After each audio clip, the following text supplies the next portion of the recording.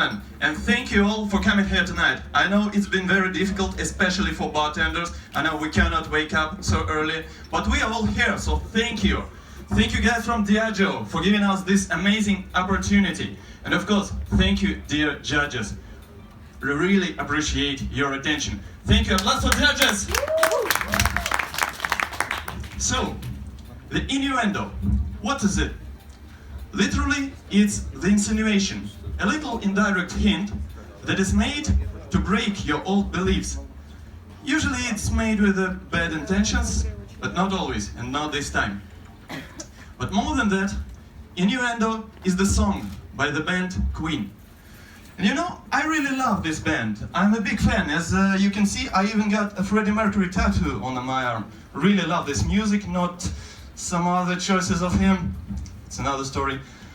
But every time when I hear their music, it reminds me about some stories from my past.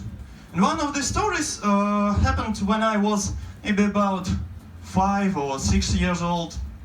Don't quite remember. And you know, at this time, I was really amazed about my mom's cooking.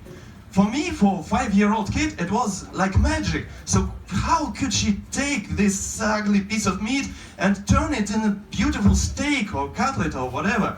And then she took all this green, and by the way, I hated vegetables for all my life, but she really could make it delicious. I loved those salads. I loved what she'd make.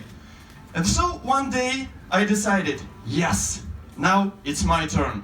Now I will make the dish for my mom. She would be proud of me. So I waited before she will go to work and started. I took the pan, put some butter on it, thrown some apples, garlic, some salt, some pepper. I really thought that will be a good idea. And the miracle was that I didn't burn the kitchen. It was really weird. When my mom came back and saw this dish, if we can call this so, guess what she said? Ah, you naughty kid, stop wasting food!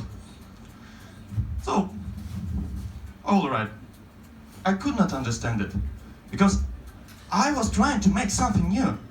I was really trying to make something for her. Why? But, you know, my mom was a really pragmatic woman. That's why I had few slaps of wisdom after. But I think this was exactly the day when I decided I will spend my life in searching for something new, in attempts to improve something. And no matter how hard it can be, yes, we keep on trying. So now, I remember this story not really far before the world class, and I decided to fix this recipe, to make it work.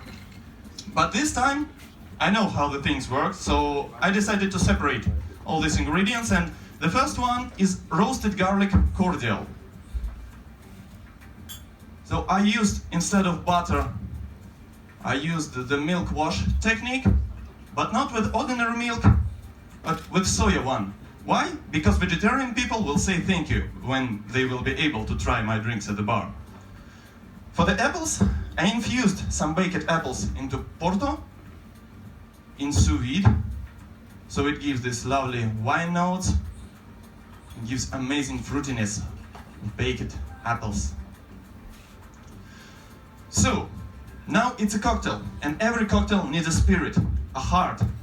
So in this case, I used Zacapa 23, all the way from Guatemala mountains, straight into my mixing glass. And by the way, Zacapa works really great with the roasted taste because of its density of texture and complexness that achieved by maturation in 3 different types of cask and for such a long time.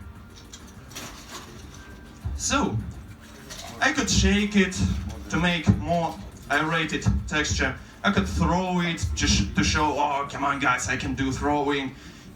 But no, I decided to go old school and just give it a stir.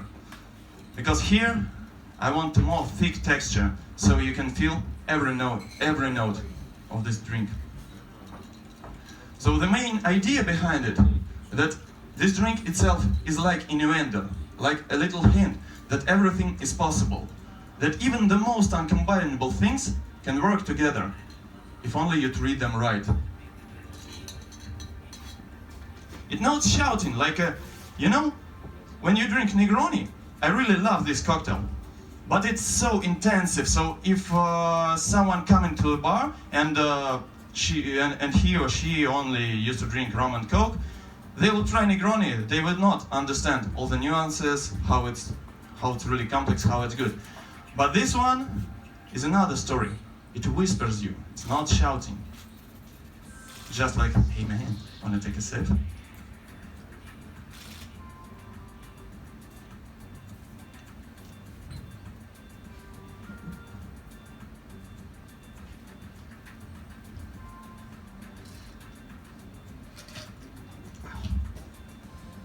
So for the garnish, I made some vacuum-infused cherry tomatoes.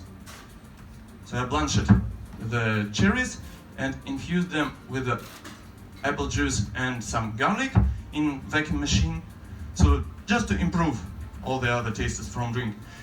But now I'm not a 5-year-old kid.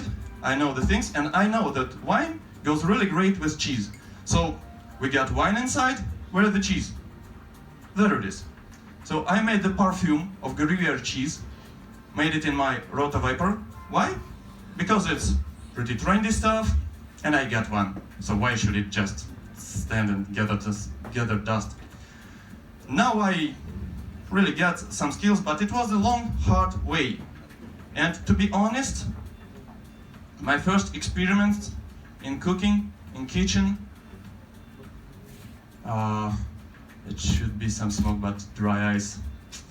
Ready to spit. Sorry. Yeah. It's first invisible smoke from dry ice. There's no fire making it. Yeah. So, and it's always the hard way. It's always the hard way when you're learning some new things. But yes, you keep on trying. And you always should remember, you can be everything you want to be. Just turn yourself into everything that you think you could ever be. So, ladies and gentlemen, through the sorrow and through the splendor, don't take offense in my innuendo. Please enjoy. Thank you.